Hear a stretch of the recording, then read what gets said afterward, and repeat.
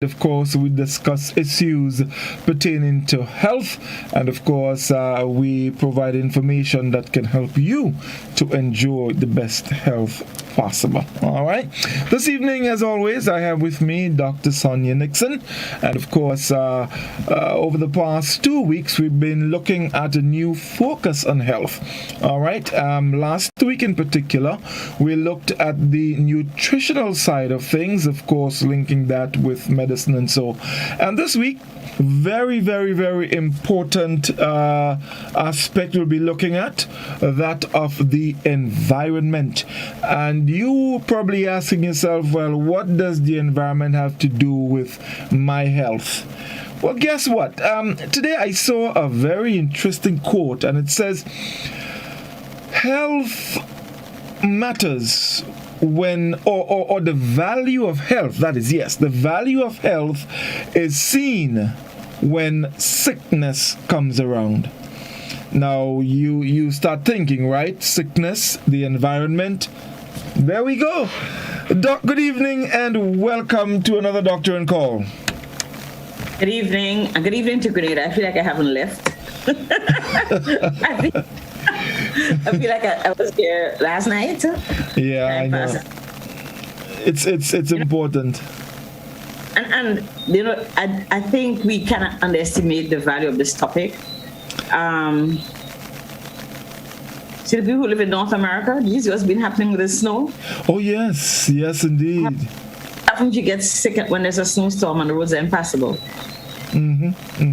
What happens if you can't go to get your medications? That's right. What happens if your asthmatic attack be nebulized and stuff? So it's important that we try our best to preserve the environment, to avoid all the changes that climate change brings, and ensure that we can keep that balance that we've had. We've seen the project in River Road, the road slipped away even more because of the undermining of the river. But the undermining of the river doesn't start in River Road. It starts up in Mount Maitland. It starts up in the Granite Tank from where the rivers up there come. It starts in all the places where the tributaries come into the St. John's River and cause whatever problems. Whether we've cut the bushes down, whether we've planted too close to the river, whatever we've done. So that's just one of the things that's happening. But with the road closure, guess what? It's hampered people's lives. Let's imagine, for example, you had somebody at Monge Hospital who got sick. On a good day, they can get to the hospital in, let's say 5 minutes. Yes. On a day, they have to drive all the way back through Tempe, or I don't know what I would hazard going through Sanssouci, but Motley Hill, Sanssouci, but I have to drive all the way back to Sanssouci, through Tempe, go through Lucas Street, right? And avoid and lose another 5 minutes that may be crucial to saving somebody's life. I'm just saying, okay? Just somebody going to the doctor, it might cost you a lot more time if you needed to go. There are lots of things that's simple infractions, simple changes in the environment. Are we throwing our garbage? We're still throwing stuff or in the drain behind the house, or do we just drop it by the side of the road, or we think the truck might pick it up, but dogs might just open it and whatever it is? Are people on the street people who live on the streets, unfortunately, do they have appropriate bathroom facilities? So, you know. And that's just a few of the things we can just mention. So there's so much. There's everything about the world. That thing that we have relationship with out there impacts on our life and most on our health. A healthier world, a healthier set of people. So, for example, do you know that a healthy environment could prevent 25, about a quarter of the global burden of death and diseases, right? So if we kept the world healthy, we'll have 25% less challenges with our health, or the people in the world. But more so in people who live in island states and people who live in third world and poorer countries. Even in places where you have very large cities, the people who are wealthy don't have a lot of, the impact is not really on them because they have a lot of the creature comforts that can avoid that kind of impact on the environment. Or they have the house upstate, they come work in the city and they're gone back. So there's a lot we have to do to preserve the environment. And we talk about global warming, it brings all its challenges, flooding, drought, and all the rest, which mightn't bother you today that rain don't fall for 6 weeks. Or it might bother you that rain been falling for the last 48 hours and the roads are flooding and the big rivers, River Road, Paradise, all those rivers flood and we have challenges. But it's just one day. But then we have hurricanes and we have just so many other things going on. We had Zika and chikungunya and all of those. And we still have dengue. And we have dengue. And we still have COVID, which has its impact. There are environmental issues that have to do. We can't go into closed spaces. We can spend time with our families. That has its problems, right? We like to have a big football. We like to have high school sports. In the call. Well, I'm just drawing on another country's name. I'm sorry. But, all of those things we have to take into consideration. It's not just rainfall or sunshine. We have to think about how it affects our lives. How the dust in the environment and burning. Remember, one of the callers last week spoke, 2 weeks ago, how we spoke with passion about the burning of debris. Yeah. And it's not just burning grass, but it's burning everything you find, including plastics and other environmental toxins, right? Sometimes it's the use of herbicides and pesticides that seep into the water that we should be drinking that can cause us to have challenges. So there are a lot of things that we have to worry about when it comes to the environment for keeping better health. Right. So folks, you just got a little synopsis of the whole thing. So don't think it's just all right, well, there's diabetes that runs in my family, and no, that's one thing. You might be surprised to know how that can be influenced by the environment. It can. Almost everything can be connected back to the environment. So we're looking at the impact of the damages that we do to our environment and how they can impact our health. And Dr. Nixon mentioned the whole thing of burning, and maybe we can start there. But burning, we really start to talk about the air. Quality of air. And before we go, I wanted to just tell you some of the components, the things we have to look at when we're looking at challenges in the environment. Clean water, the things, having a good environment. We must have clean water, not just for drinking, but also for bathing and for cooking and for running our restaurants and bottling sodas and making whatever little thing we make to drink. We have to consider that. Fresh air, being able to breathe fresh air. We know how important that is. And we talk about going to the country, it's so fabulous. But people who live in industrialized areas have challenges. Having plants, having green spaces. We have to be very careful that we don't build up too much and get rid of all the green spaces. Having healthy foods, not just buying packaged foods, but being able to have fresh fruits and vegetables that are not contaminated with pesticides and that, sometimes every year around Christmas you hear the FDA, the Food and Drug Administration, say that don't buy iceberg lettuce because it has salmonella or it has X or it has Y. That is because of unhealthy agricultural practices. We want to have healthy foods. I want that when I go to the market and buy a tomato, it doesn't have pesticides. I'm not going to see worms walking inside of it, all of those kind of stuff. So that's, having good healthy foods.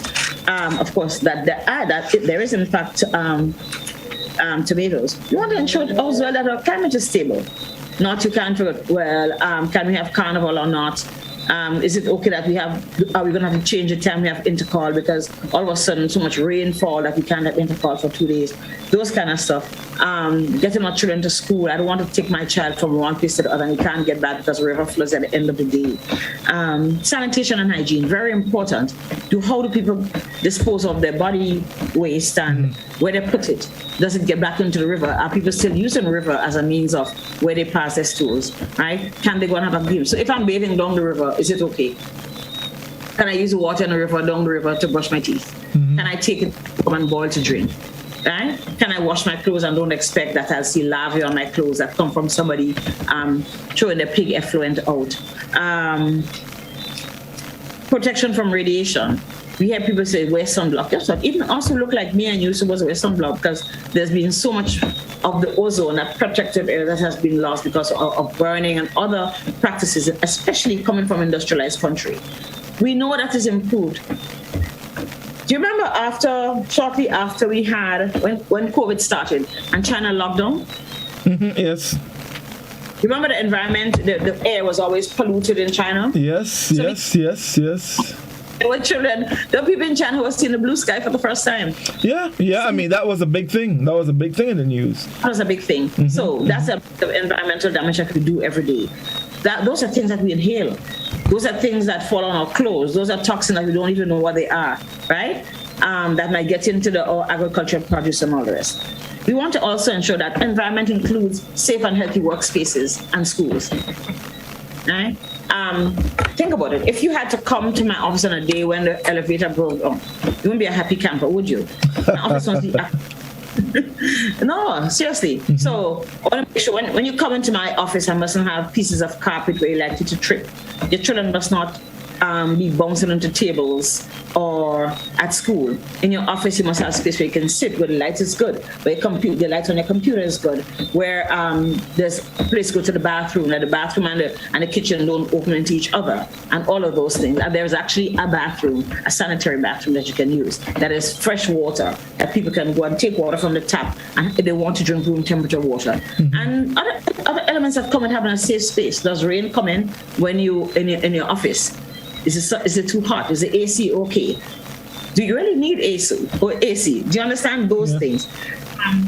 Good agricultural practices we talk about. Healthy practices, overuse of chemicals. Do we need to use chemicals? You're using chemical manure. All those things, right? Is it good for us? Is it productive? So you might give me a nice tomato, but it's a nutritious tomato. Or is it just a pretty tomato with water and some liquid fiber and whatever it is, but the nutrition and other things I require just may not be present. Are we living in cities that are supportive of good health practices? So if I live in a big city, can I go for a walk in a park? Is it safe for me to go for a walk in a park? Is there transportation for me to get to and from work? Is it safe? Are the buildings falling off the wall? Are there fresh fruits and vegetables? Do I have access to care? Can I afford care?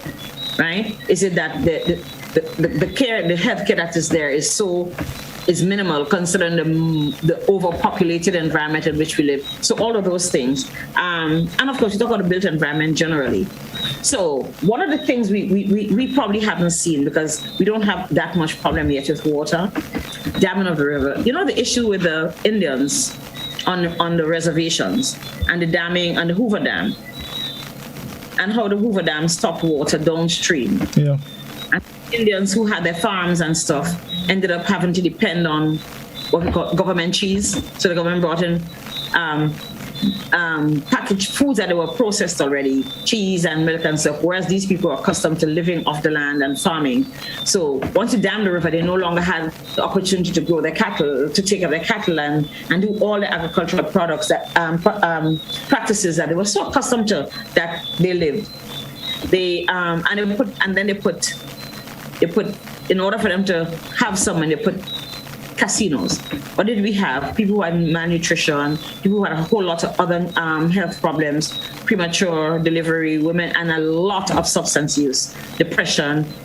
They probably are the population with the highest level of suicide. So just changing the river changed people's lives entirely. Yes. All of these health maladies. So those are things we have to consider when we develop an environment, because it was good probably to dam the Hoover, to contain the Hoover Dam, but you need to give the people who are downstream a little bit of the water too, so they can do their normal life. What they need to do. Mm-hmm. And of course, a very important thing for us to preserve nature. Are we going to cut down everything? We've been quarreling a lot recently, using our natural environment, our protective areas, and selling it for tourism. And while tourism has its value, we have to consider, is it good also for our health?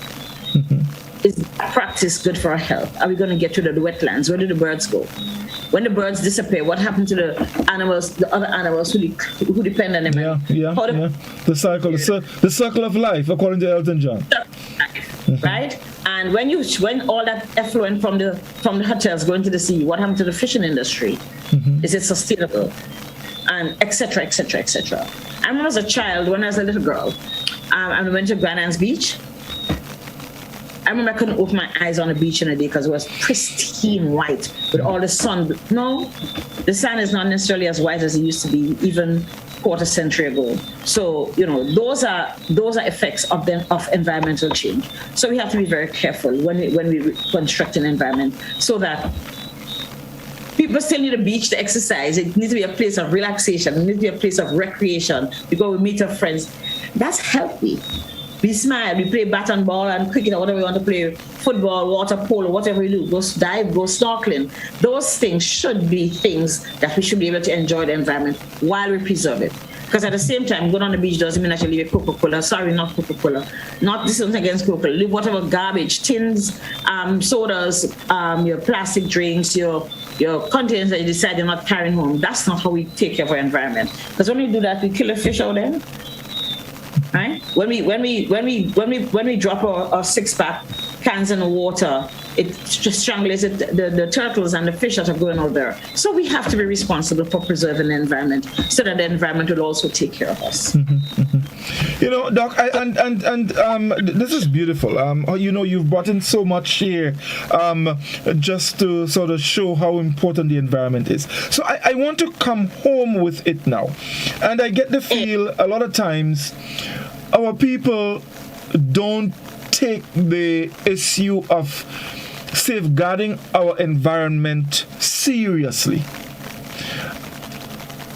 A simple example: when I drive home at nights, for about 200 to 300 meters, I have access to half of the road. The other half is lined with vehicles parked and other direct vehicles. So the free flow of traffic is disturbed. Now I ask myself sometimes, what if, and God forbid, there is a fire or there is some problems, and let's say a huge vehicle like the fire truck has to come through? What happens? And that's a very important question, because you remember about 3 years ago, when some people up in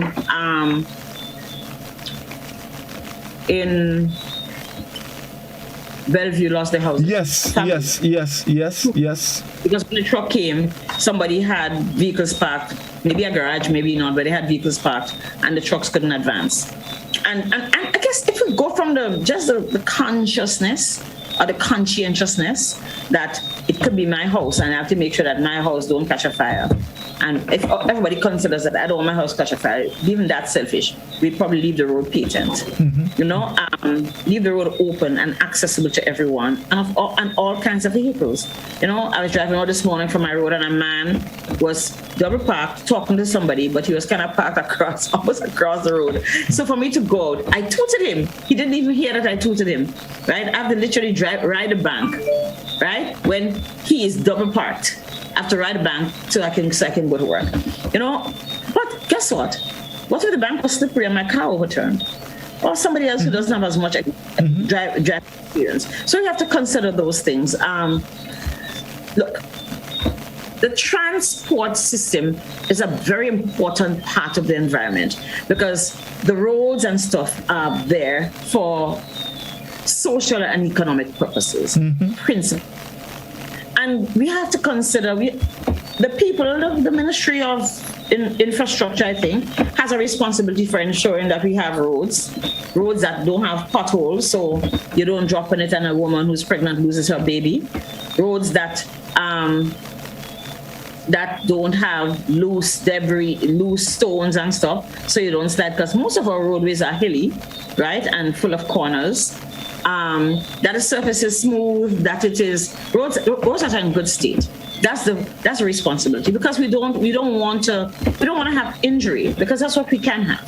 Okay, so let's say you or John Doe is a careful driver, right? He's driving a car that's efficient, right? That is in good state. He shouldn't have to walk, the car shouldn't have to put on high heel shoes to go through the potholes for his own safety, because you don't know. He mustn't be driving on like a night when rain is coming, like tonight.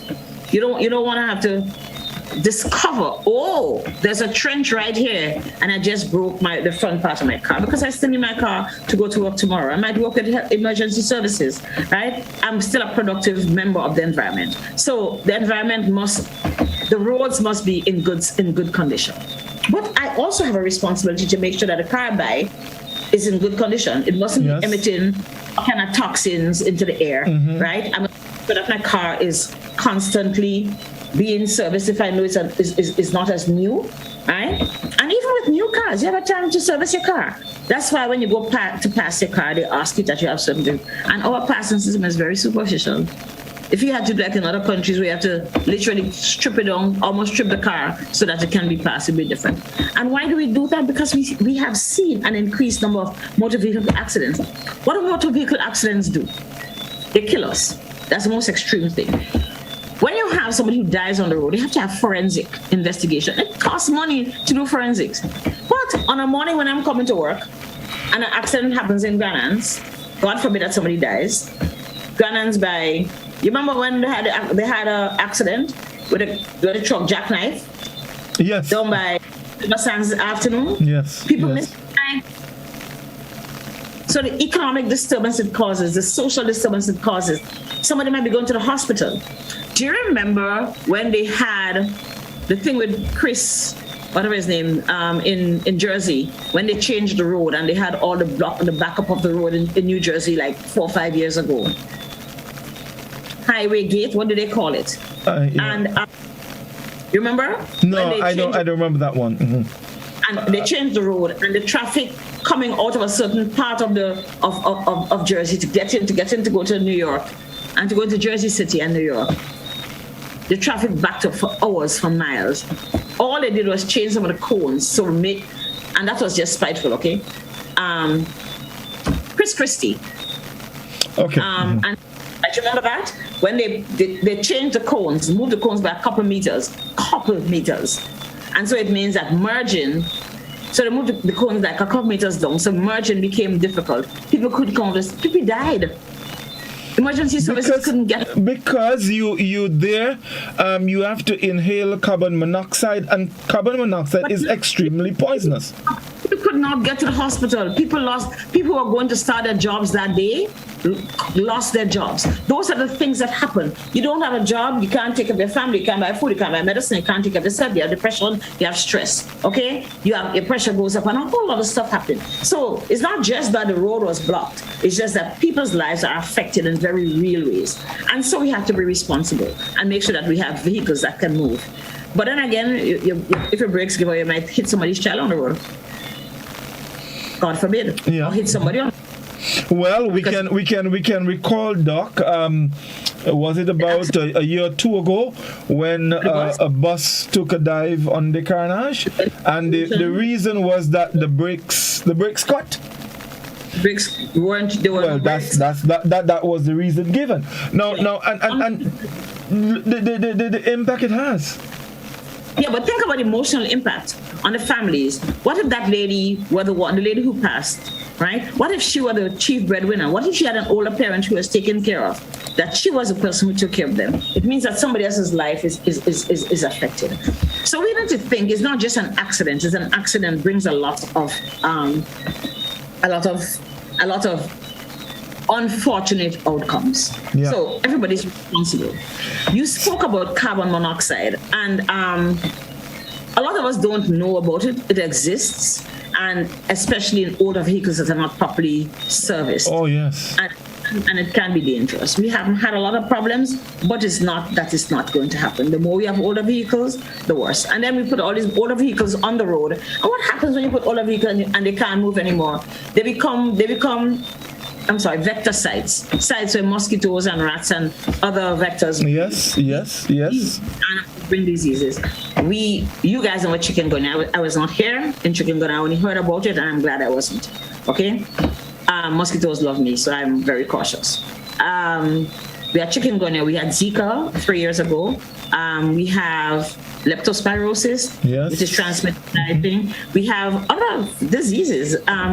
Garbage get their flies get to your house. Your children get diarrhea and all the rest of it. So the environment is so intimately related that we have to be very careful as to how we take care of it. What do we do, right?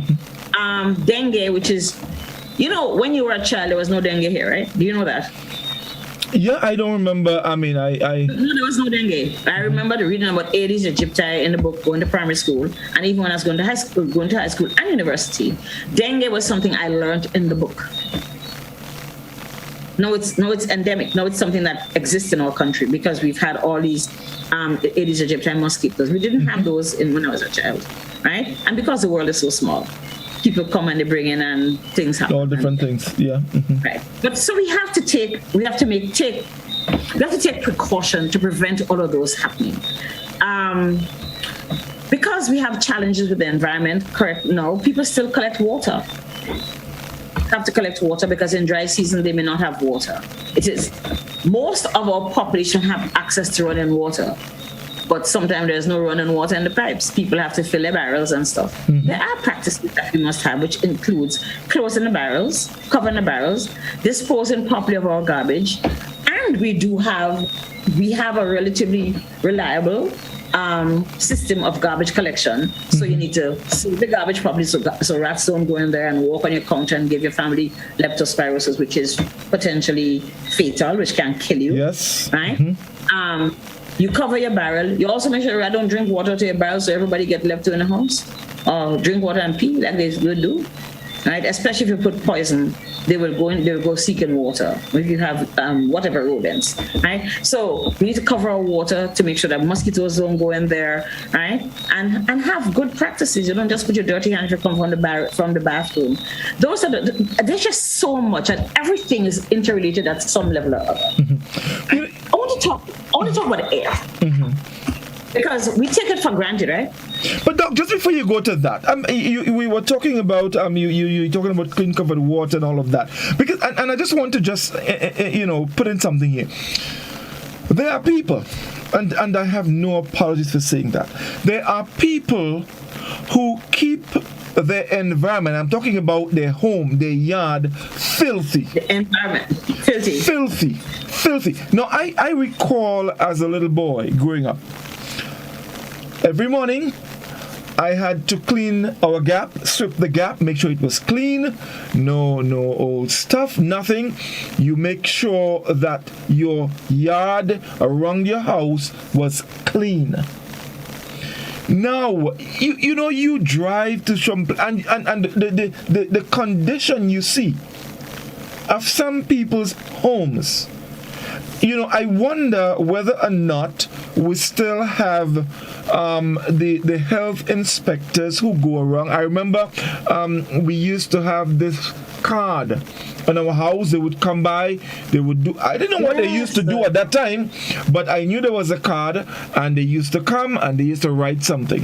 What they used to look for, they used to check the latrine and the water storage. Yes, definitely. And see if you have garbage and how you dispose of your garbage, and if you had animals nearby. Definitely.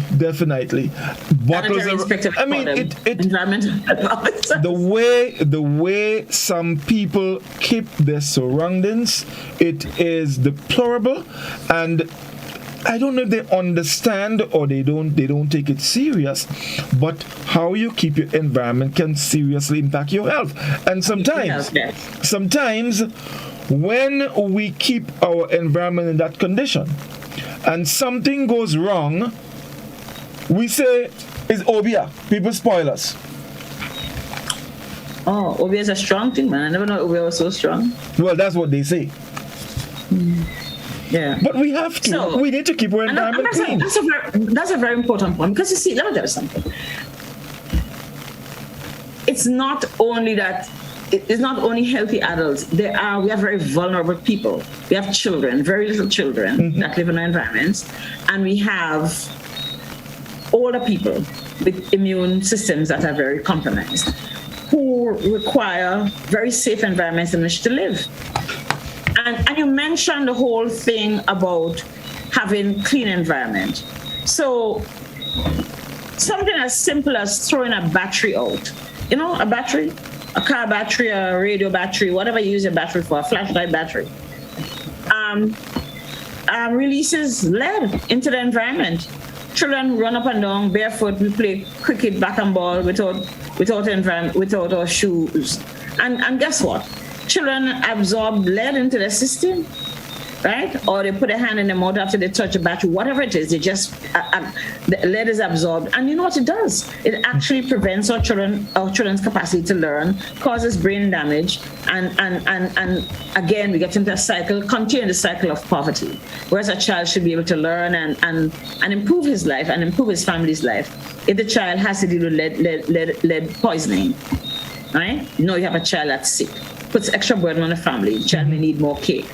And of course, the child would have learning disabilities if that is not taken care of. So and then of course, the whole issue of having diarrheal disease, because some of the practices that you see outside of those houses also happen inside. Do you wash your hands when you come to the toilet? Do you wash your hands before you prepare food? Do you wash your hands before you eat? Right, to avoid having gastro and getting worms and things like amoeba and other parasites that are there. Right, so you have children who have malnutrition. Malnutrition, they can't learn as well. And we go back to the same cycle. So it's very important that cleanliness and just keeping good health, is important. Are you boiling the water? If you have to get water from the river, and people still have to get water from the river, we know that, not a whole lot, but are we encouraging them to boil? Boil is like boiling for 10, 15 minutes after the water starts boiling, not just it bubble and you turn it off. You have to leave it there to boil. Sometimes even the pipe water that we get in rainy season, because of the heaviness of the water, a lot of silt comes and the water turns off the water sometimes, but they're not able to filter as well as they should. The water looks a little yellow, boil it. Doc, let's take a short break and we're going to come right back. Stay with us, folks. We'll also be taking your calls in a bit. So stay with us. We'll be back in a moment.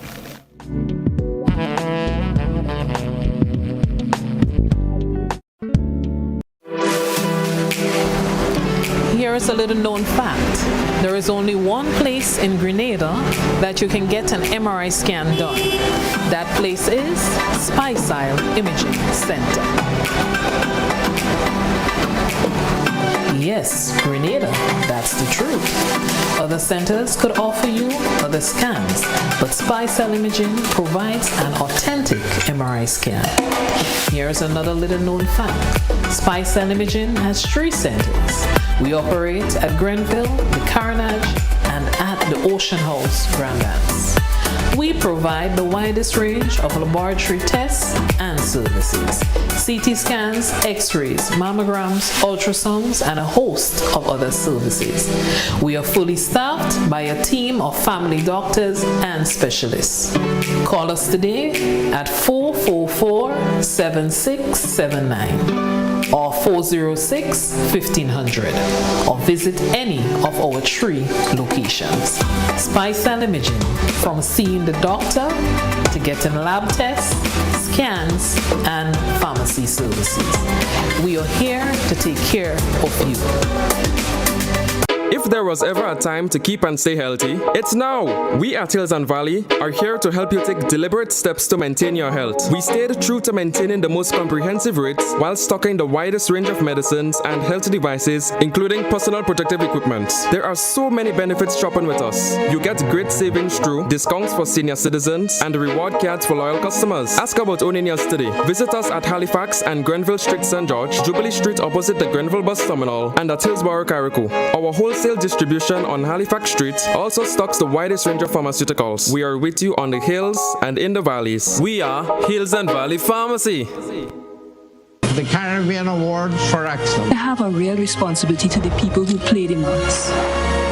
How extraordinary extraordinarily rich is the talent in our region. It is a motivator to keep going. When an individual develops blindness, the eyes that are blind, not the brain. This was the time to focus on biomedicine. The Caribbean Excellence Award has completed the crown. Anthony N. Sabga Awards, Caribbean Excellence. Gifts of love with dread, bringing love for you this care. Communion show with that we care,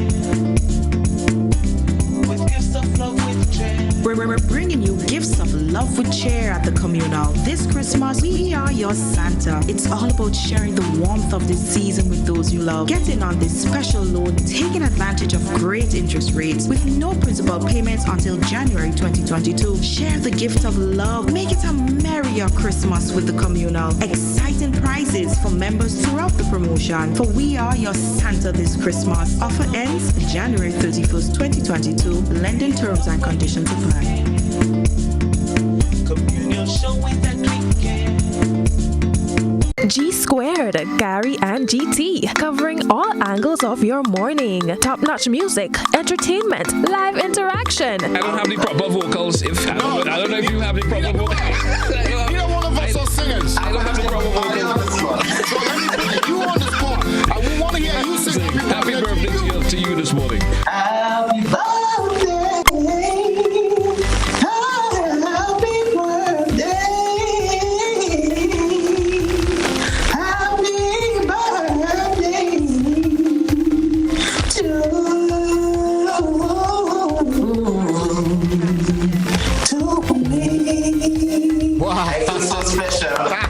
Current affairs updates and so much more. So start your mornings with G Squared on Good Morning Grenada. Weekdays at 6:35 a.m. on all GBM platforms. Good Morning Grenada, covering all angles of your morning.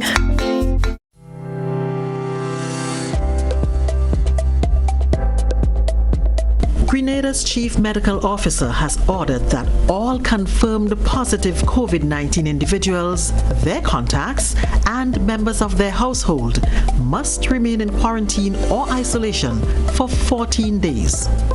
Anyone who fails to comply with this order will be in breach of the Public Health COVID-19 Regulations 2020 and is guilty of an offense. Upon summary conviction, that person will be liable to a penalty of up to $10,000.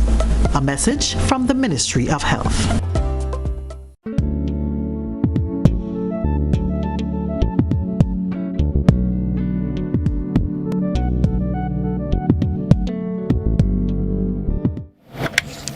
Welcome back. It's Doctor and Call, and we're looking at the environment and health. Of course, how the way we keep the environment, or how we keep our environment, how it can have impact on our health. Doc, another thing about that I've noticed a lot, many people in handling water in their home or around their house. Some people, of course, they have their drains where they have the runner for the water, but there are times these drains are not cleaned. So you have areas where water settle. And I recall as a young boy, we used to hear about something they call shofi. You see these little things in the water all over the place, and if it gets into your feet, you get this rash and all sort of funny things happening. And all of these things they happen because of how we keep our surroundings and our environment. And they may appear simple, but they're important. They are important, and these are things that I believe. They're not simple. Unfortunately, those were times when we didn't have good sewage and garbage disposal. Now we have solid waste management that takes management of our solid waste. Mm-hmm. That takes us to totally different globalized levels, right? The garbage truck comes. The garbage truck passes my house every day. So I would be very, very remiss of me that I don't ensure that I remove the garbage from my house, right? Garbage truck comes to most community at least once a week, right? At least. right? You ask it to put your garbage in a bag, the garbage man takes it and puts it and they put it away. We haven't gotten to the point of recycling and all that, so everything that you don't use. Refuse, the things that you don't want, trash, the things that are no longer useful in this present time, you put into the garbage. Unfortunately, even that is a challenge because some of the things don't need to go where they go, like batteries should not be going into the regular waste. Yeah. Because all the lead seep out and gets into the aspect of the sun, right? And other things that should not be going into the regular trash. But this is where we are a little ahead. What happens? And it's not just in people's yards, in environments where some people don't think they can just wait for Wednesday for when the truck pass in. Can't bother you. Take the bucket of trash, you don't find a bag, and they throw it over the drain. Well, we had a story, Doc, we had a story in the news last evening. I think, is it in Tempe? Where that disposal area is removed and people continue to dump their garbage there and the dogs and so are removing it and it's all over the place. Very, very unsightly. And we need to do better than that. So I think it has to do with creating a sense of personal pride in the environment in which you live. Right? I think that's what it is. And I'm not getting at anybody. I'm not making anybody feel guilty. That's what it comes to. Being proud, being house proud that my yard look nice, right? We have to remember that everyone has a responsibility because whatever you do that is incompatible with the environment is going to harm you or people around you. So we see oftentimes, we don't see so much here, but yeah, we see it. So I know that styrofoam don't go on tree. Granted, we don't allow for styrofoam anymore, but you see paper bag and box and all the stuff that people buy, whatever they buy in it. Okay, I've seen 2 years ago we said no plastic bags. Now I see merchants dispensing goods in plastic bags. Just when we get to that custom to walking with our bags to the store, what you're gonna buy? People start to give you a 12 by 18 bag again. That kind of, you understand? Or 10 by 12 bag to put your stuff. I'm accustomed to. I live in Boston, where the environmental rules are very strict. So you carry your bags to the supermarket. It has to be a nice thing. I take my bag to my car trunk and I go to the store. And I was doing that and having challenges when I first came here that people were saying, they still put it. I said, I don't want the plastic bags. Because a lot of those plastic bags do not disintegrate. They don't biodegradable, right. Mm-hmm. They're not biodegradable. Some of them are. Some guys, yes, some of them are, yes. But then what they biodegrade into? Is it toxic to the environment? Do you understand? Mm-hmm. Is it something that becomes benign, that doesn't affect us when it breaks down? What is it? It may not be there big for 1,000 years to clog up the drains. So we all need to take into consideration that whatever we do that is not compatible, that the environment doesn't like, the environment is going to refuse the things it doesn't like. So when rainfall, you're going to block up a drain and flood, and the back flood is going to flood into your little piece of land, right? If you cut the trees by the river, if you cut the trees on the side, at the hills, we're not going to have watershed. The roots collect the water and hold it and let the water seep down gradually. If we cut the trees because we want to build a house, or you want to burn coals. You're burning coal. But that's another. So you want to cut the trees, right? But if you cut all the trees, you need to plant back something. If you cut a tree, you should plant back a tree because you really want something that holds the water. And there's some plants that do better than others. And that can be found. Everybody have phone. Google it. Watershed plants in the Caribbean. Mm-hmm. It's all there. Everything is inside in the phone, right? Get information because we have to be defenders of the earth. We have to be defenders of the environment. We have to be the stewards of the environment in which we live. Our communities come together with your neighbor, right? You don't want your little garden that you have to flood because Mr. Joe cut all the tree up on the hill because he wanted to burn coals, right? And you have to go build the drains differently, and you watch all of the nutrients in the soil wash down when rainfall, and the bushery gets black before rainfall for half an hour. It's a problem. It is a big problem, and it is our individual responsibility. The other things, again, you talk about garbage. Garbage is going to give a place where water stays, and all these vectors, especially mosquitoes, will proliferate. And yes, you're right about Shofi, which is basically fungus on your foot, right? Things that like stagnant, stinky, damp environments, right? You see to the mud and all the rest of it.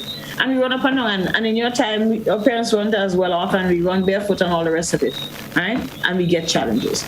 But even running barefoot, we can get worms in environments where there are worms in the soil, especially because some people poop wherever they go and leave it on the ground. And the poop disintegrates, and their worm eggs stay in the ground, and you step on it, and it gets through your skin, and next thing your child has worms and has anemia and has challenges learning and challenges thriving and all the rest of it. So we have to be very aware. I want to talk a little bit about air, because we can't take the air for granted. So there are two things you think about the air. You think about what we call the ambient air, the air outside, okay? Out in the yard, out on the road, whatever it is. And then you think about the indoor air. So let's talk about indoor air first. What do you think are the factors that can affect indoor air? And it probably doesn't happen here as much, but it happens in other countries, because when we used to cook, some people still cook on wood, okay, and coals. And like I tell you, if you can see the smoke, it has particles that you don't want inside your body, right? So some people cook on wood stove and coals and stuff, you know. And when we cook in oil down and stuff, except we cook oil down outside, when you cook it on tree stone, all of that smoke, you don't want to inhale all of that. But there's still communities where people have their wood burning stove inside, whether it is for cooking or for heating their environment. And that is a big problem, okay? We also have the challenge of people who smoke inside of their houses. Not only does it decrease the value of your house significantly, because that smoke that gets into that concrete, you have to put 10 layer paint before it goes away, okay? You want to make sure that you don't smoke in your house, because you can give not only secondary smoke where the smoke that you exhale is inhaled by somebody else, but the smoke that goes into the upholstery on your chairs, on the curtains, and the carpet, in the walls, the tertiary smoke that people inhale, all those toxins that stay there, they're even worse than secondary smoke. So what happens to your children? They get developed, and the people in your house develop respiratory challenges. Even you do, right? Children with asthma have severe problems, or they may develop asthma because of all that constant irritation. But also, if you're constantly irritating somebody's airways with whatever thing it is, whether it's carbon monoxide, whether it's tobacco smoke, whether it's smoke from when you're cooking out in the kitchen, whatever it is. If I look at virus pass, they're going to catch it. Anything that pass, like a cold pass, normal healthy child will get it, because the lining of the airways are so irritated that you need to have, it must be intact, right? The integrity is determined, is affected, and so the persons get colds, right? Over a long time, you get chronic obstructive pulmonary disease. You have severe problem breathing, okay? So also inside, the other thing we have to consider when it comes to the air, if we need to have proper ventilation so we don't have the dampness and the mold, which not only gets on your skin, but also gets into your lungs, okay, and causes long-term illnesses, right? When you're breathing all those things, it affects the way you think, you get depressed, it can make you very ill, right? Again, we worry about women and children when we have problems with the air, with the quality of air inside our homes, because they're the ones who are always there, and the older people, of course. Women who are cooking on wood stove are inhaling this all the time.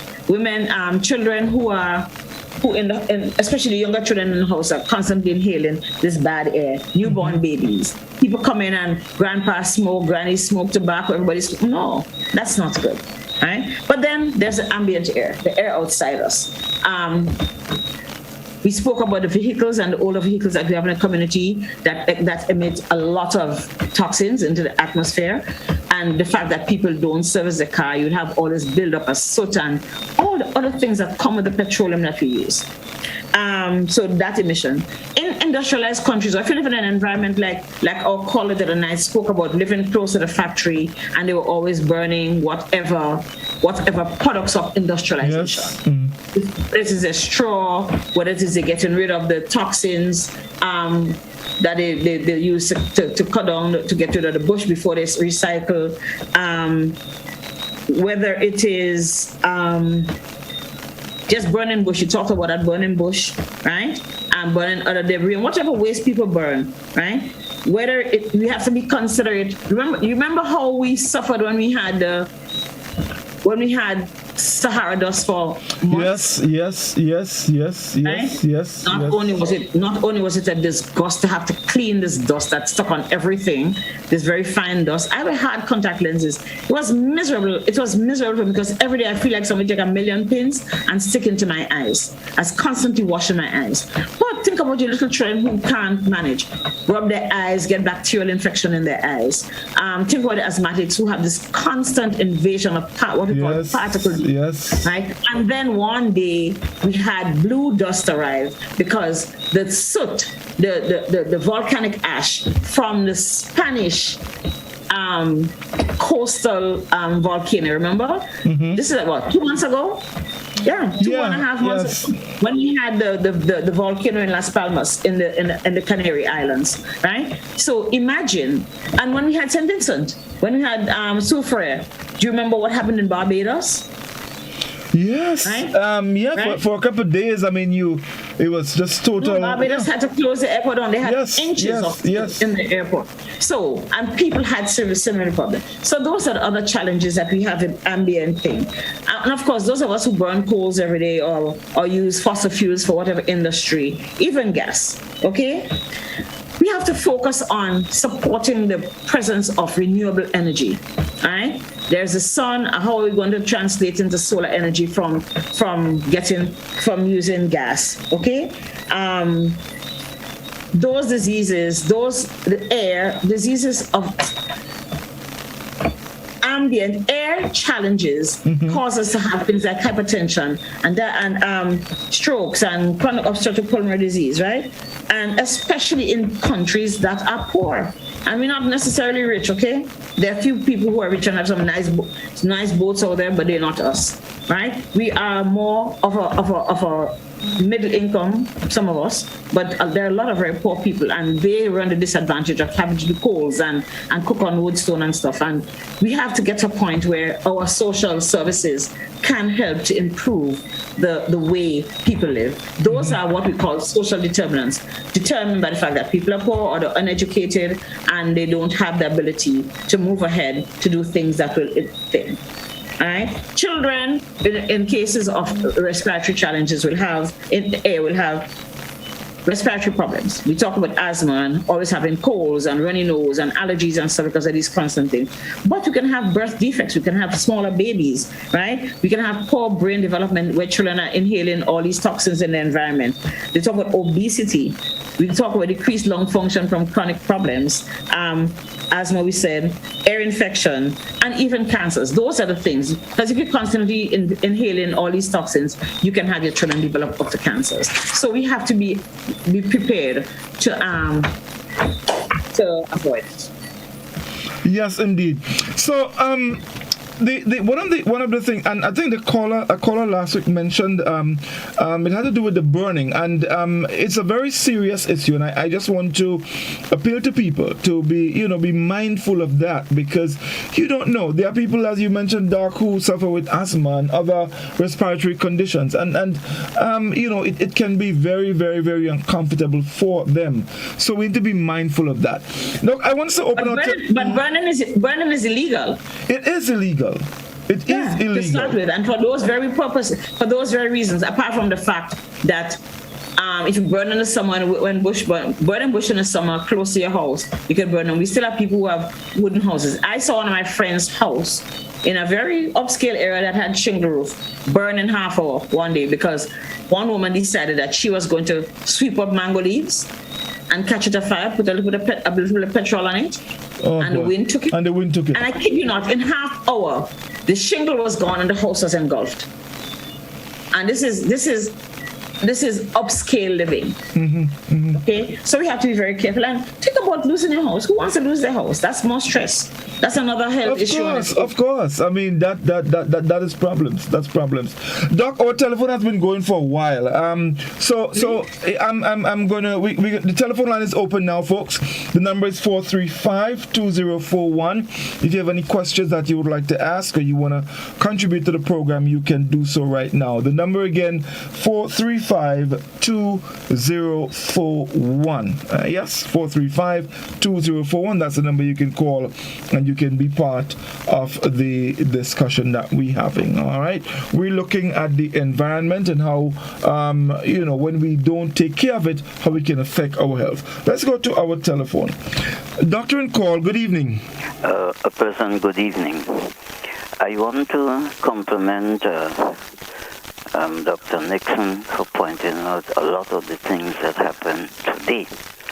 But I want to through our minds back, but not you two, but Doc, if your father was alive, that is my schoolmate, he would support me in some of the things that I would say. Number one, back in the colonial days, a lot of the nonsense that goes on now couldn't go on. Health ministers went about, made sure that there's clean water, this is covered, the environment was clean, healthy, etc. And if I recall very well, all that kind of disease that they have in we never had that. The only thing I could remember that was rampant then was measles, mumps and that. But the thing about it is, in today's world, if we look at all the countries that were colonies of Britain, as soon as they got independence, everybody is doing their own thing. And what is worse is that supporters of whatever party is in power can do no wrong. And this is what is causing all of this thing. When you talk, you won't like government, you won't like the leader, which is utter nonsense. Another point I want to make is with that River Road. About let me see, this water erosion has been going on for about 60 years or even more, and nothing has been done. Water is a powerful what I would call agent that, I mean, you can cause all kinds of things, and you take no to do it, and because what is happening, the waters, I mean, eroded a lot deep inside the road, and as a result of that, we have what we have today. So this is my contribution to your talk. Thank you very much. Yeah. Mm-hmm. So thank you very much, Carl. Yes. It's interesting. So I went to school in town as a little girl, right? And we had a municipal building over the market. You know that building? Godfrey? Yes. I think I remember the garbage, there being garbage. We didn't have garbage cans in the country. We used to throw stuff wherever, okay? But this is something that we transcended. But I remember the motto being, dirt will hurt, keep the city clean. And you see it on all the, those places where people drop garbage. You know, those, they weren't skips. They were just like concrete collection, and the guys would come with a spade and take and put it in the back of the truck and stuff, right? And people were urged to throw the garbage. And there was no garbage bags. That was not predominant. But there was always a reminder that you need to keep the city clean, right? And the town was clean. I remember St. George's being quite clean. Of course, we didn't have as much disposable. Yeah. And again, I'm going to reinstate that it has to come to a sense of personal pride and who I'm going to keep my place. I see people come into the mall and they have a drink. By all means, have your drink. They have garbage cans all around. Probably my handbag is a dirty space because everything I have, that is garbage. I drop into my bag until I reach a point where I can put it in the garbage. People have to get to understand that what is their refuse is exactly that. They need to find a place where they will dispose of their refuse. It's something we have to remind ourselves and support each other. People, you're driving, you kind of have to duck because somebody threw a box or something out of the window. Yes, littering. Right? I mean, this is crazy. But it's also dangerous because when a box fly out, you duck as a driver and you can lose your concentration on the road. The whole littering thing that people don't understand. Nobody likes to have garbage on them or dirty things on them. So you have to figure out consciously, where am I going to put this that it doesn't offend or it doesn't create any problem for the rest of the population? It's a responsibility that we all have to develop. Yeah. Again, like I want to tell the caller, remember, that a lot of the problems is because of globalization. We go everywhere and we bring everything that we have. So one of the things that, for example, and maybe I should say it here, because one of the areas that we need to preserve is our natural environment.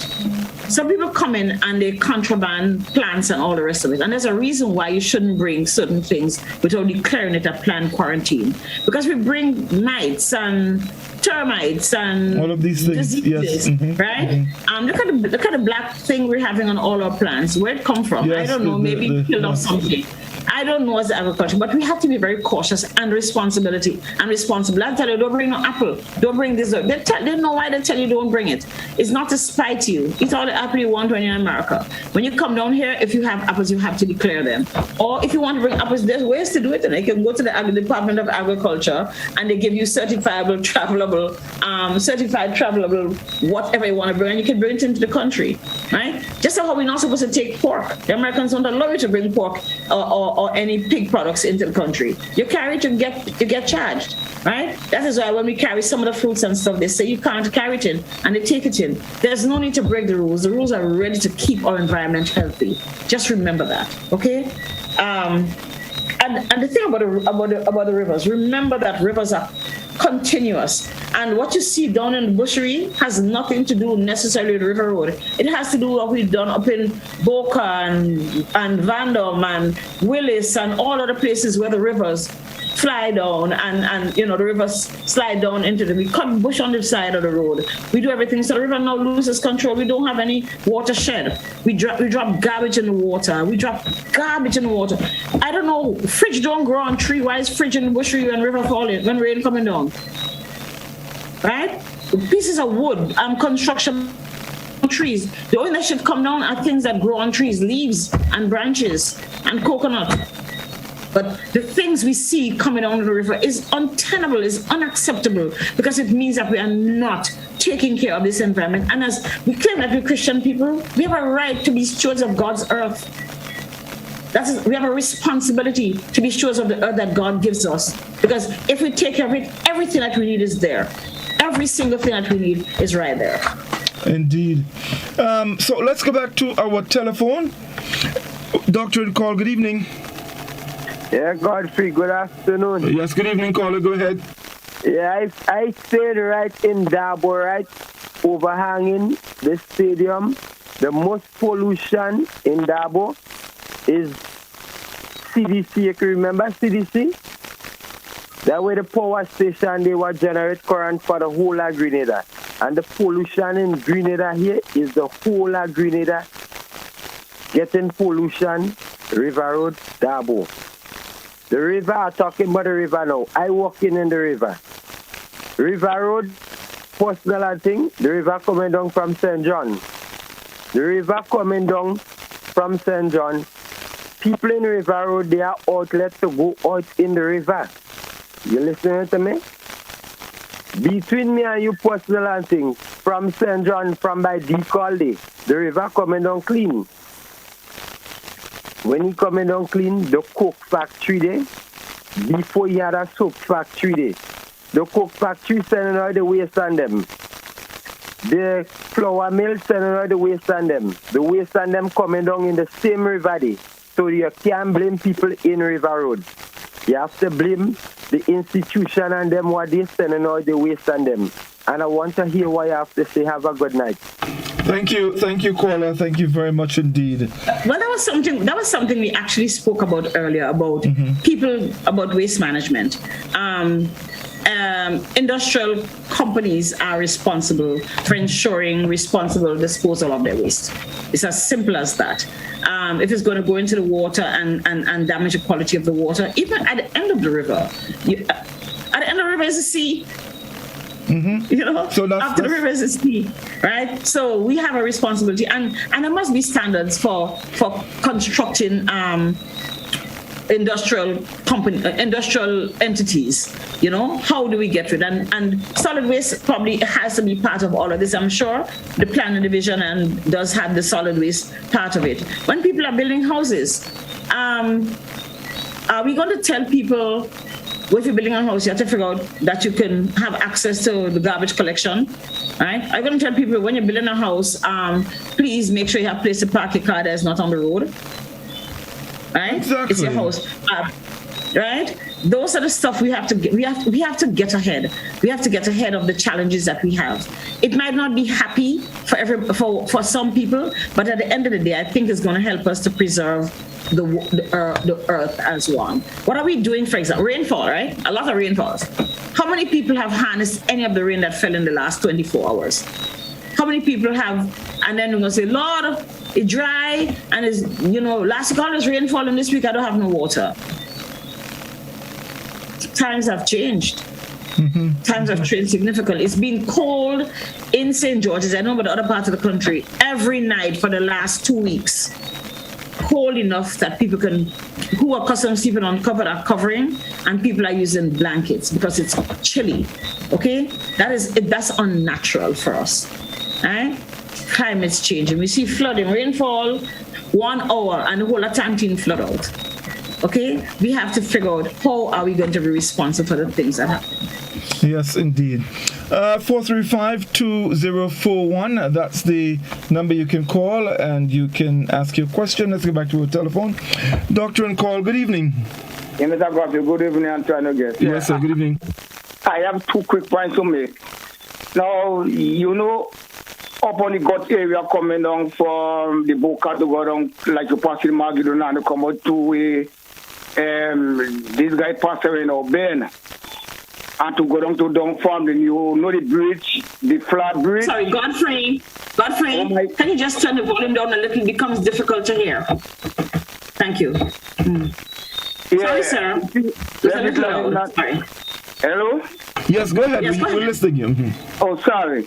Yeah, down in Dunfermline, that's where on the flat bridge where the water is running there now.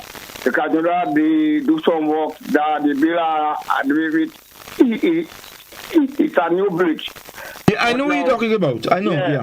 Man, if you don't see inside that place there, how they sell all the things, the dry straw, the water not clean and everything, all the poison stain, all the old cardboard when they came and washed down all the vehicles.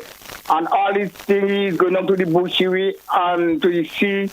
And according to how people have the land, all that for them go to people property. Now, the next issue, point again, that on Gut area, it have some bridges, which, oh my God, Mr. Godfrey, if you see behind this bridge, and people is getting paid to go up to the place in Palmy, so wherever they was down the garbage. All galvanized, all barrel, all chairs, all foundation thing that when they break houses or whatever, they come in the lonely place and show all the garbage. Even see behind this bridge, all kind of barrel, all vehicle thing, all kind of straw, all kind of things. This is not looking too good in the Gut area of there. And it have somebody does be on a programs like announcer. And he have land close to there. And I could never hear that he'll go on his program and talk about that. You have a good evening. Thank you very much. Thank you, caller. It takes responsibility back to the communities. And communities are going to have to come up with creative ways of protecting the environment so that the environment can be of use to them.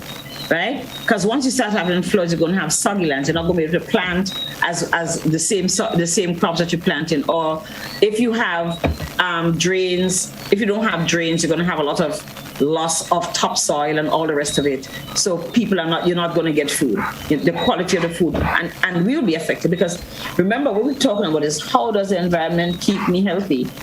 How does a healthy environment keep me healthy? Yeah.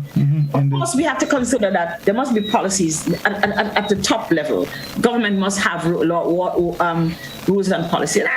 And we signatories to so many things through World Health Organization and other agencies, right? We must ensure that we as Grenadians take care of our environment in order for us to stay healthy, right? The rules are there, but common sense is present for everybody. Okay, common sense. People who are community leaders, whether they're ministers, whether they're churches, whatever it is, must ensure that people preserve the environment. This is our gift, or gift from God. It was there before we were born, before we were created, right? And God created it so that we can have somewhere to live. So, are we going to allow it to come to nothing? What are we going to do? Have dry land, have arid land, have no rain? That's our responsibility to preserve our life and health. Let's get back to our telephone. Doctor on call, good evening. Good evening, Godfrey. Good evening, caller. Good evening, doctor. Godfrey. Good evening. Yeah, you see all that this nastiness is the raw thing. A lot of nastiness you get all over Grenada. In my 72 years in Grenada, I've never seen Grenada so nasty. And that people have to take that very seriously, because nastiness is decay, is dying, decay. You hear? And I attach that to spiritual decadence. No matter how we say we are a Christian country, that's only bluff. I've never seen, everywhere you go in Grenada is nastiness, you know. Everywhere is a pile of nastiness. It's like people don't take pride, as I was telling you the other day, in their community. They don't take pride in their neighborhood. They take no pride in their country. And something is terribly wrong about that. I've never seen Grenada so nasty. Another thing about the streets are lined now with a lot of smoke. Yeah, people are going to say people have to make a daily bread because they don't have a job. So they have to burn things by the side of the road because this is what they're doing. They call it barbecue. But you're actually smoking out the place. Everywhere you pass, all corners, 3, 4, 5 of them doing the same thing. They might dress in the white gown and the white hat. But that is not it. It's what the people putting in the system. We only got one body. And that body did not come with a manual. And I find that people in Grenada, they just lost it. There is no standard now in Grenada. None whatsoever. Thank you, Godfrey. Thank you, caller. Thank you very much. Again, we have to keep that balance between making a livelihood and keeping a healthy environment. And the lady talks about our barbecues. We do have a lot of barbecues, but if you're going to barbecue, are you going to plant a couple trees? So at least we can have absorption of all that carbon dioxide. You know, people have to be aware. I do barbecue on X corner for every day, and that's what I'm probably going to be for the next 10 years. And then plant some little tree around there, you know, some little bush, so at least they can absorb the the thing. Let's go back to the telephone. Doctor and call, good evening. Hello. Hello. Yes, good evening, caller. Go ahead, please. Yes, good evening. Am I online? Yes, but could you turn the volume of your radio, your TV down and listen to us on your telephone? Thank you. Okay. Yes. So go ahead. Yes. Sorry, I'm trying to be away. Right. Good evening, Godfrey. Good evening, Doc. I normally really call in program, although I have a lot of burning issue. And to take up on the last caller, what she has said about bringing in the spiritual element. As a child, I was always taught from the wise, I do not call them elderly or old, the wise, cleanliness is next to godliness. So the level of one's cleanliness could indicate their closeness to God. I put that on the table. We already identify a lot of the problem. I have a serious peeve because my family and I, we do what we call our own personal hash. We've been doing that now since before COVID. And what I saw, in my opinion, is what I call the dumping in the Caribbean of vehicles from Japan. I also see people usually decorate their surrounding around their home, which you talk about, the doc spoke about, with plants and flowers.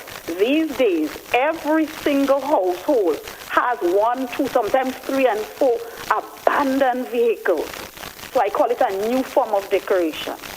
I think, Godfrey, earlier on when I tuned in on the program, I think you were making reference to the fact that the side of the roads and so on, these vehicles are left abandoned there. Doc, make the connection as the topic of the program with the health. Water is collecting, the preponderance of mosquitoes breathing, more and more mosquitoes, the disease, and so on and so forth. So we know what all the problem is. My question is now, how are we going to reverse that? We obviously lost our pride, as some of the callers alluded to, in our environment. But do we have legislation? For instance, a campaign to remove all these derelict vehicles that are causing a problem. The road is already so very narrow with the traffic we have to deal with, right? So we have the traffic aspect, which alluded to earlier. We have the health aspect with the breathing of mosquitoes, the housing of rodents and other insects. My question is, we are aware of the problem. How can we solve it? That is what, do we have legislation? Can we implement them, put fines on people? I have a vehicle parked up abandoned in the road. I'm given a time frame to move it. If I don't, a charge is slapped on me, or the government or the authorities move it and I have to pay for that. So those are some of the concerns I have, because I love this environment. And sometimes, I'm brought to tears. We go to scenic spots where you think you're going to go and relax and enjoy the atmosphere. You have irresponsible citizens dumping household, like if they're doing construction, the material from the construction is in places where you would least expect. You go to St. David's, you go to the headlands, scenic, to enjoy the environment, and this is the type of thing you see. I remember, I think about 2 or 3 years ago, we took a walk into Mount Hartman prior to the current project, and I was brought to tears. We hashed from the outside right up to the bridge, and along the roadway, not even where you cannot see it, along both sides of the roadway, refrigerators, mechanic, waste, household, like concrete work, iron work, right along there. Could you believe it? Well, I was so fortunate that I went back last year, did the hash again, and a lot of it has been cleaned up, I guess, due to the present occupiers of the developers of the area. So my thing is now, where do we go from here? Legislation, fines on people, we have to do something. We're too small. And so many of these vehicles, can we maybe have a program where when the vehicles are no longer in use, maybe some type of reciprocal program with Japan or wherever they come from, Korea, to send them out, crush them and send them out? This is what I would like to hear addressed. What can we do? Because we know what the problems are. Thank you, caller. Thank you very much indeed. And that's very important. What we do with those vehicles when we finish with them. So the government has tried to mitigate the challenges to make it not as hard, not as difficult, by saying you can't bring in a vehicle that's over 10 years, right? Yeah. Godfrey? Yes, that's true. But a vehicle that's 10 years is already an old vehicle, especially if you're buying a small vehicle that is not. You're not buying a small Mercedes-Benz. Those vehicles are built almost disposably. You use and you get rid of. I know that there are actually rules for disposal of the things that you speak, and a lot of the things that you probably did not see when you went this last time is because the Solid Waste Management Authority actually made petitions for people to put out what they call their white garbage. Yeah, the white goods. Like that. Yeah, the white goods. Yeah. Right? So you can put out your fridge and your old stove and your construction material and stuff, and just call them and tell you they can't pick it up free. We still have people whose social consciences don't reach that far, and they feel they can just drop it anywhere. So and they just, as long as it's not in their space, they're not leaving it in a yard, so the yard looks bad, right? They park a derelict vehicle somewhere, anywhere. Like she said, she go hashing. That's in the bush, right? And she finds derelict vehicles. We're going to have to really work on our own social consciences and understand. I think people don't understand that there are ways of disposing of these stuff. If you speak to solid waste, if you buy a car, it is your responsibility to take it. Of course. To the end, to the point where it's no longer useful. You have to decide.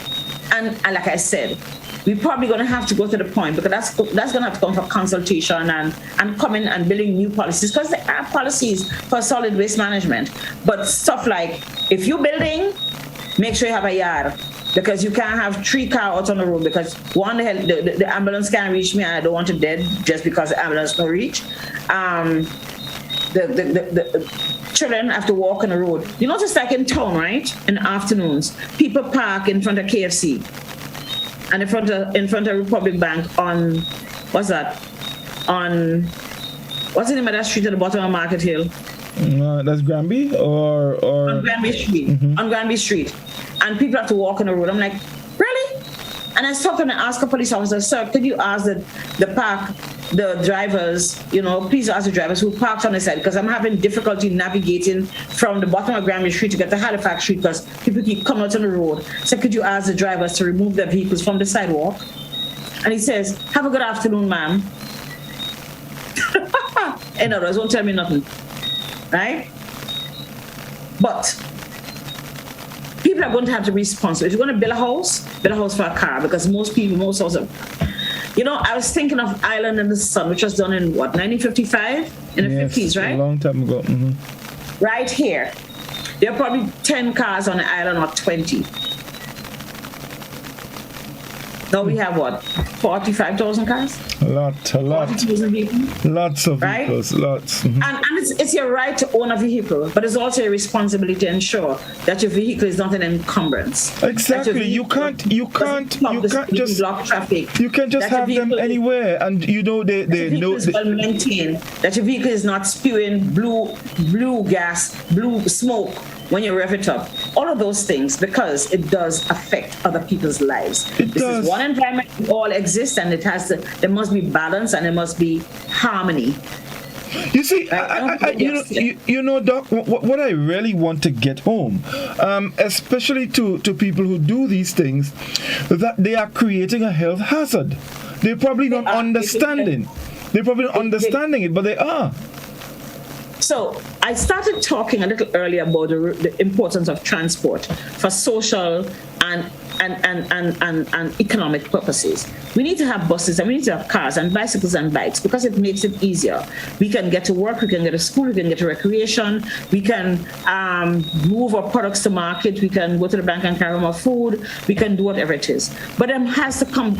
Every facility that we have has to come with responsibility. You have to have cars that work, cars that don't emit toxic gases, cars that are licensed and insured, a driver who knows how to drive.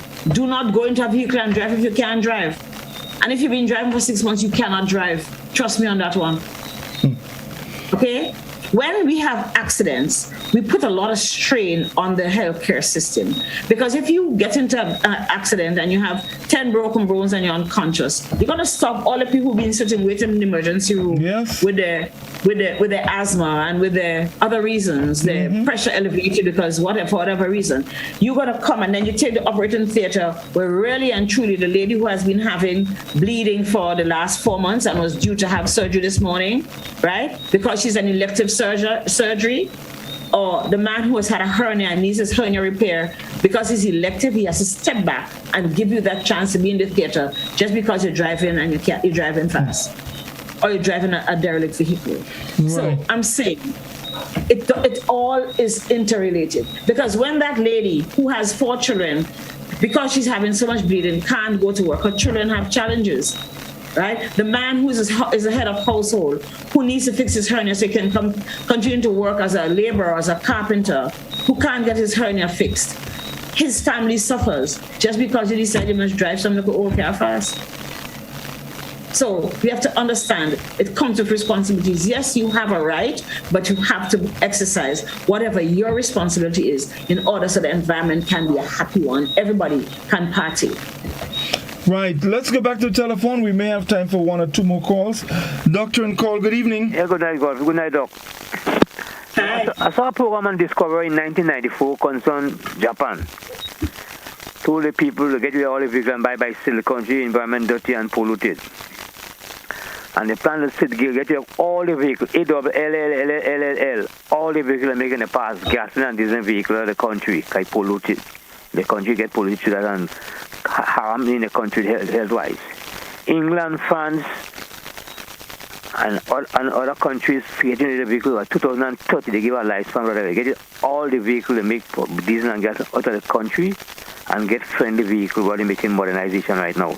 They sell them in Africa and the Caribbean. All. Now, between diesel and smoke in the atmosphere, it is much healthier than living in an AC building, you know. I listened and discovered, I was on Discovery time in 94. They live with a diesel vehicle in the atmosphere, smoking in your nostrils, is more healthier than living in an AC building. That's how harmful an AC building are. Now we eat and drink. I have to discuss in the case, you know. Spray, you know, even when we spray on mosquito and all them things in the air and all them things is poison of mankind. You can heal things now and get cancer right time your body want them. Because man invent all kind of poisonous things for money. Man spoiled the environment long time ago and it can't get better. Now they want to go back to climate change, how it was in the past.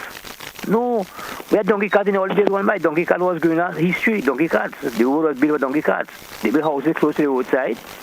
So how you go widen the road and really build already and everything constructed already. We had to plan a new Grenada with new planning, new fashion, with things to go in place and putting in place what to go forward.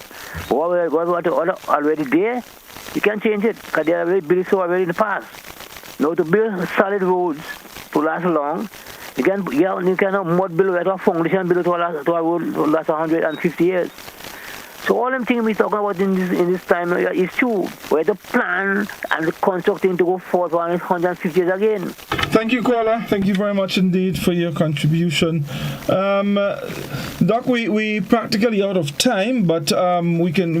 You want to comment on this, and then we can wrap up for this evening. And it brings a point of urban planning, which is very important. We have to decide, like in everything else that we do. If you're going to set up a health system, we have to say, okay, now we're going to have a lot of people with long COVID, okay? How are you going to extend the health services to ensure that people with COVID have access to the care that they require? Are we going to need more nebulizers, more respirators, more respiratory therapists, what it is? In the same way, we can't keep progress back. That's one of the things you have to understand. But progress must be done in a very harmonious way. That's what needs to happen. Okay? If I'm going to buy a car, we're not supposed to have cars that are 3 liters or something, right? Engines. But I see some big old car. I wonder how they reach in here.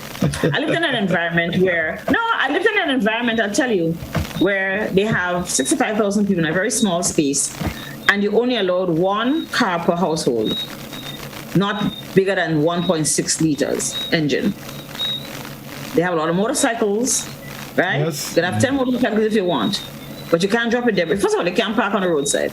So you have to have a number. So if you have a house that has 3 apartments, you have to register it. So you get 3 permissions, right? There's some people who get extra permission, like physicians can have a car even if there's another car in the house, right? But there are limitations, and we have to. I'm not saying to do that. I'm saying there must be a framework, an ambit, an environment in which we do all of this, so we keep the balance. That's it. Yes, we're gonna have development, but we have to keep people there. There's no need to have skyscrapers and people down on the bottom of the ground can't breathe. And I wanted to make one quick point too in relation to, I said, skyscrapers. One of the challenges we have is the quality of homes that we build, right? We historically have built wooden houses, but does your wooden house have termites? Is it on ground that's not prepared? Is your concrete so poor that it falls off the wall? Is electrification correct so that you shouldn't get electrocuted in a house? Do you choose to take water off the road or refuse to hang out with Nawasa? Do you have drainage around your house so the water the water is not stagnated?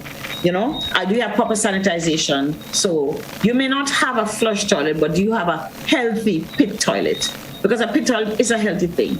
if your flush toilet requires a soakaway, have you constructed one? Are you just going to let the effluent go into the river or whichever? Everywhere in Grenada have valley, okay? So anyway you build, the water can run down because that's how Grenada is, all right? Are we going to do that? Do you make sure that the paint you use in your house is not leaded? Although that's not very often, but there is lead paint still available. So get it cheap, it's probably not good, okay? It's not as good as the paint that's a little more expensive. So there are things that we have to consider when we're building our homes. Is my house capable of withstanding a hurricane? Right? Is my house a fire hazard? Right? Is my family safe in there? If you live in an environment, for example, where there's a lot of crime, God bless, let's knock wood, because Grenada is still relatively safe. Are you going to build a wooden house where men come with guns in the night to break down your house? Or are you going to build a concrete house? So those are the things, because that is your life and your well-being. Are you going to live the stress every day? Huh? Are you going to choose to put electricity in your house so your children can study? Are you going to put internet so your children can do their work? Right? Those are the things in building the environment. What we talk about today, we would not have spoken about 20 years ago. Times have changed, right? So I was kind of segueing from the things. As development comes, we have to move with it. But we have to move the development in the interest of the well-being and the health of the people for whom we're responsible, especially for ourselves and others. Yes, indeed. And that requires striking that balance. Very, very, very important. And having good leadership, because I think we still need to be led from the top. And we still need to create possibilities and options from the bottom. Because if I live in an area that's flood prone, I understand how and I probably can see every day how we can fix this. If I live in an environment where I realize all the children have asthma, or for example, right, that sandflies are very present where they have cocoa, right, because they pollinate cocoa. And some children end up having garlic foot and all the rest. Yeah. Because some children just have extreme allergies, right? Why would I want to build my house there if my child is going to always have an itching and stuff? Those little things we have to take into consideration. Yeah. How do I live, right? Water, healthy, good water for drinking, water for washing. Because one of the things I want to mention to people in building their house and making sure they have water, having water for sanitation, showering, water to cook with, etc., especially for your girl children and your women, that they have to have private environments. So your girls are not exposed to go to public baths. They're not exposed to being abused sexually, to being abused verbally, that men are watching them and they're afraid to do that, okay? That they refuse to take care of their health. Well, first of all, you have to have water in your house or near to your house for your family to bathe and keep looking well. Your girl children, your children must not go out smelling frosy, right? But at the same time, when you're constructing or you're having, even if you're going to put a wash project in a community, you must make sure that it creates dignity, right? When you do whatever environmental project, it must preserve the dignity. So you can't put up a latrine in a community or a latrine for your family that don't have a door. As simple as that. When your teenage daughter needs to go in there at that time of the month, she must have privacy. Do you understand? Those are the things you have to consider. Because our environmental practices must enhance and must preserve human dignity above everything. Yeah. One last thing, Doc, before we go, that I wanted to mention earlier, but the conversation was going. People with animals, like the dogs and the cats and so on and so forth, who just have them all over the place. They're droppings all over in other people's premises. It is unhealthy. It is unhealthy. There are people who have dogs, they don't care them, and the dogs go around, they look mangy, and they're in people's spaces. It is not healthy for our environment, and they can all create health hazards. So there is so much more we can do. In the case of dogs, and even birds, because some people have a lot of allergies to birds and bird droppings, huh? So you can't have a whole lot of bird and your neighbor having challenges with her breathing. Simple as that. Okay, we have to learn to live again in harmony. In the case of dogs, and there are environmental statutes that determine how we keep domestic animals, right? So if you have a bad dog like those dogs that are considered a rotty, Pit bull and so on. Pitty, right. There are laws. Those dogs must live in an enclosed, secure environment. So you have to put a barricade around your house, right? A barricade around wherever they're going to be. They're not supposed to be able to jump it. They're supposed to be maintained tethered or tied. They're supposed to have vaccines, regular vaccines, right? And you have to buy insurance. If you have one of them bad dogs, $250,000 worth of insurance. That's a rule. That's a law, right? But you also have to contain your dog. Your dog is supposed to remain within your law. The law says that you have to tie your dog. If you don't have a barricade, or if you don't have, fence, you have to tie your dog so it doesn't stray, or train your dog to stay in your yard and pick up your dog poop. I know people who go walking and their dog poop, and they walk off and need to poop. Take your poop home with your dog. No, it is a problem. You get up at your house one morning and you step outside. There's dog poop in front of your door, and you don't own a dog. You don't own a dog. Yes, and that's disrespect. That's is very, very disrespectful. On top of it, if dogs also have worms and other they do. Carry. They do. So it might not infect you, but it might infect your dog that you keep healthy, that your dog walk about and might smell the poop or lick the poop. That's just dog, okay? But everybody who has an animal has a responsibility that the animal's existence does not deter the existence of your neighbor or the people in your community. Right. If you can't do that, you have no right to have an animal. And for example, dogs and cats, they carry fleas, they carry ticks. These things they carry diseases, Lyme disease from Lyme. Yes, all of these things. So there are a lot of environmental issues, that needs to be addressed. And Doc, as we speak, we will be talking a lot more about that. Later on in the month of March. We have this big thing coming up, folks. You can look forward to that. But stay tuned. We'll give you more information. All right. So we're having something really wonderful coming up. It's going to be on the 22nd and 29th of March. But stay tuned. You'll get a lot more information. You don't want to miss out on that. All right. Doc, that's all the time we have. So let me allow you to make your closing comments before we say goodnight. So our environment is precious. It's all we really have, okay? But we have a responsibility to care it, because a healthy environment will ensure that that people can be healthy. Good air, good water, proper roads, sanitation, drainage, food, access to food. Because every single thing that you don't care for in an environment can cause us to have diseases that we don't even imagine. Yes. Okay? Yes. As we go through climate change, we have to try. We in small states, especially island states, we are more prone. We've seen, Mount Rodney and the erosion of the beach. Yes. We've seen Caribou and the erosion of the beach. We've seen around us. We've seen River Road. We've seen down on the Carnage. We've seen challenges. It is said that in the net by 2050, there will be the Carnage would have 6 inches of water. That's what it said, right? That's just what is. That's how it is. We've seen much hotter days. Who remembers how hot it was in the summer, right? It has never been this hot. But look at these nights, how cold they are, right? Look at the snow that we just experienced. We're one world, and we have a responsibility to protect not just the environment, but what it can do, prevent what it can do to our health. Okay? No burning of stuff, because we do have systems set up for us to get rid of this of garbage. Mm-hmm. And educate ourselves, collaborate with our communities, find ways so that when you have community meetings, we have a lot of we have SPADO and SADO, different community organizations. Those are the things you should be talking about, you can be talking about, so that people come together and collectively come with decisions as to how we can preserve our environment and our communities.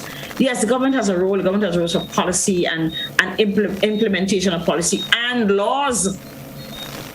There are laws that you should be charged. Implement the rules once you know, and if you don't know, there's no reason, find out. Yes, it would seem strange that you have 3 dead car lights sitting in front of your house.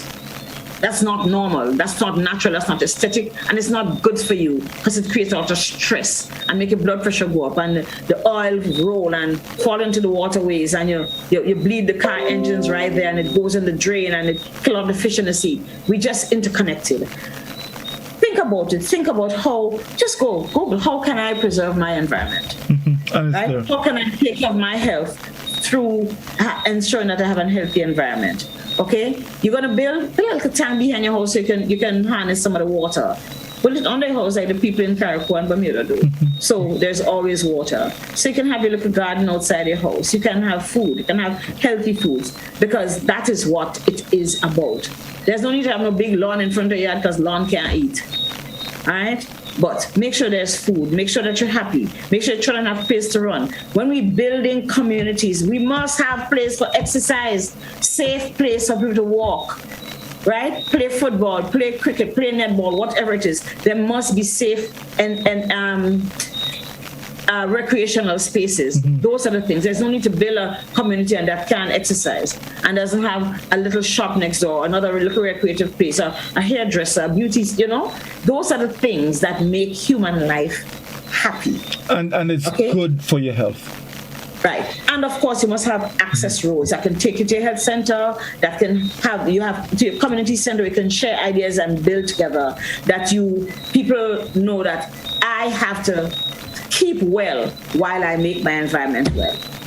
Yes. Okay? Yes, indeed. That's our responsibility. Remember, we're focusing on how am I responsible for me? How am I going to keep me well?